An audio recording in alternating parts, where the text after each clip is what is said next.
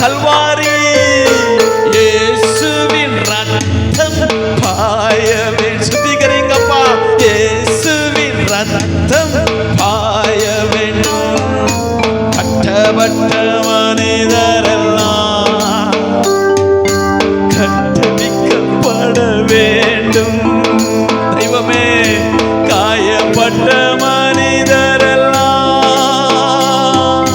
கல்வாரி வர வேண்டும்.